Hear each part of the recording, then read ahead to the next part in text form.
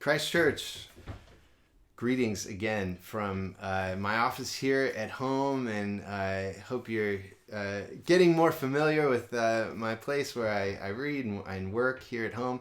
And this is the last video just about reading and about personal reading. And I thought this video I would start also with just some thoughts for those of you with kids.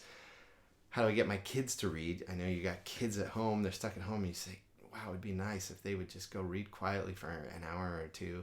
And how do I get them to do that? Well, one way that you could think about, we learned this from the Wynn family, and has helped us, is if you're trying to get kids to read, get them an audiobook and the book at the same time, and they can listen to the book while they read along. So I know, for example, here's one of my kids' Kindle with some gaming headphones that they can listen to the book on. And so I know for us, we were excited for our kids to read Harry Potter, and we were having trouble getting them into it. And you know that there's some kids who are in third grade and they just pound through all the Harry Potter books or the Narnia books, and you think, man, my kids just do not do that. I know I was not, though. It was very hard for my mom to get me to read.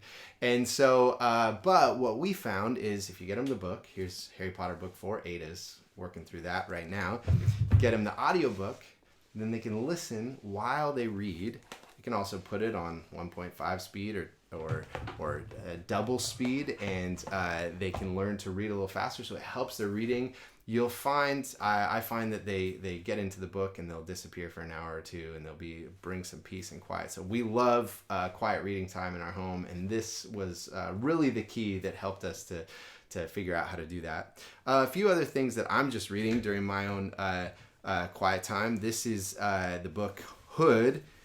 Pastor Craig gave this to me as a gift. I can't remember when. It's kind of a new version of Robin Hood. It's really fun, and so I'm enjoying getting into that. Another book that I'm reading, you might think this falls under intellectual reading. Anyways, this is a little book by Carl Jung. Carl Jung was a kind of the leading mind behind the modern psychology movement. It's called The Undiscovered Self. And so, obviously he's got all kinds of problems in there, but interesting reading.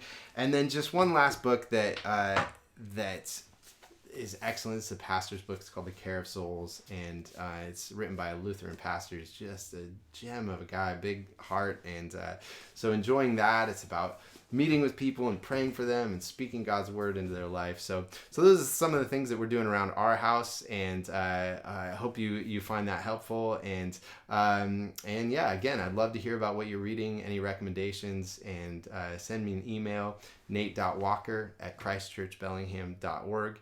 And hope you all have some good times of reading, reflection, discussion during this time. Bless you all.